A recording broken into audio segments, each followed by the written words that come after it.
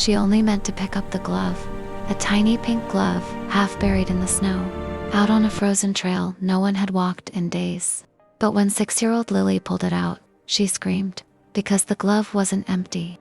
There was still a small, frozen hand inside, and it was holding a note, written in shaky, childlike letters. "Help me, I'm still here." A little girl found a glove in the snow, but it still had a hand inside. The snowstorm had hit Pinecrest harder than anyone expected. Wind slammed against windows. Roads vanished beneath white sheets, and the town felt swallowed by winter. Officer Claire Harlow had been on patrol since dawn, checking cabins and stranded travelers.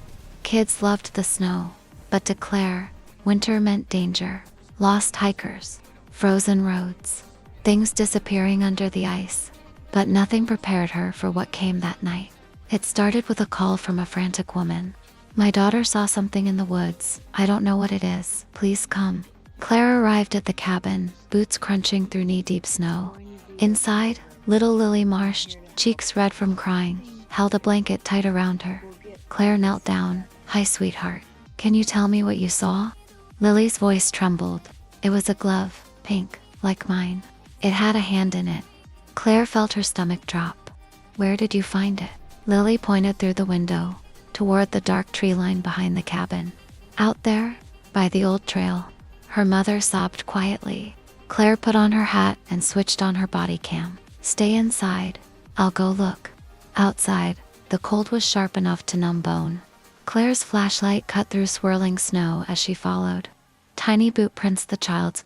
They stopped at a patch of disturbed snow, and there it was, a pink glove, lying exactly where Lily said.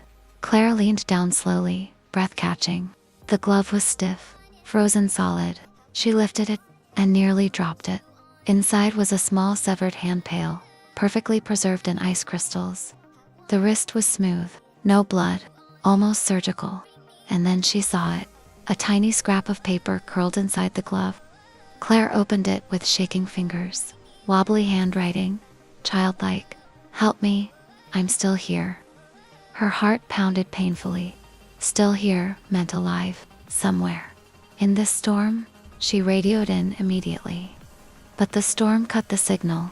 Static swallowed her voice. Claire followed faint drag marks in the snow, small, uneven, like someone crawling. Each step felt heavier. The wind howled like voices calling out. Branches cracked. Something shifted in the dark. Then she found the second clue. A purple scarf snagged on a pine branch, frozen stiff. Another note tied inside it.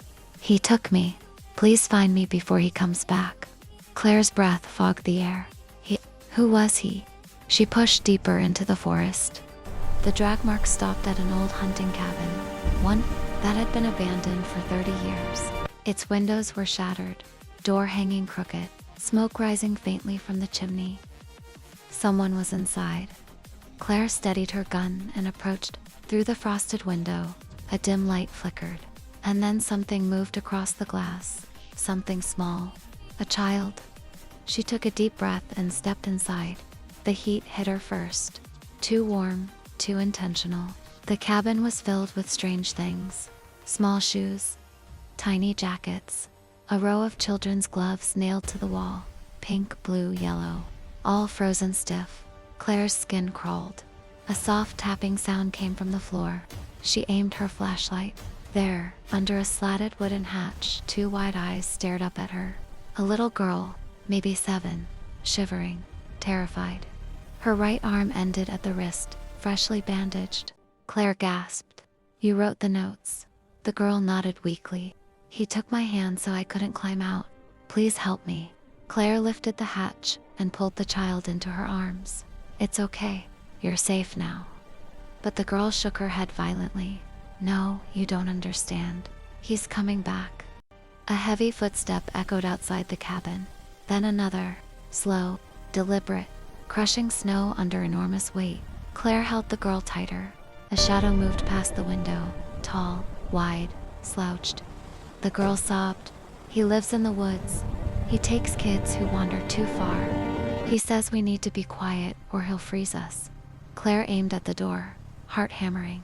A massive hand pressed against the window, skin grayish, cracked like ice, fingers long enough to cover the glass. Something between a man and something else. The door creaked. Claire whispered, "Stay behind me." The door burst open. A hulking figure stepped inside, face hidden beneath a fur hood, breath rattling like broken glass. He growled, "She's mine." Claire fired. The shot echoed through the forest. The man staggered but didn't fall. He lunged at her, grabbing her arm with freezing strength. Claire screamed, her skin burning from the cold of his touch. But the girl, the one she rescued, did something unexpected. She lifted the severed glove hand Claire had tucked into her pocket for evidence, and whispered, "This belongs to me." The man froze, body locking up like ice forming over water. Cracks spread across his skin. He gasped, then shattered into a spray of ice and snow. Silence swallowed the cabin. Claire collapsed to her knees, shaking. Snow drifted through the broken doorway. The girl clutched her. "Can I go home now?" Claire hugged her tightly. "Yes, you're going home." The next morning, rescue teams arrived. The girl Hannah Reed had been missing for 2 days.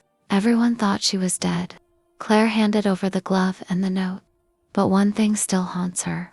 Later, reviewing body cam footage, the moment the monster shattered, a voice whispered in the audio, "Not the last." And under the snow, near where she found the glove, they discovered another tiny hand, still warm, still fresh, still waiting to be found.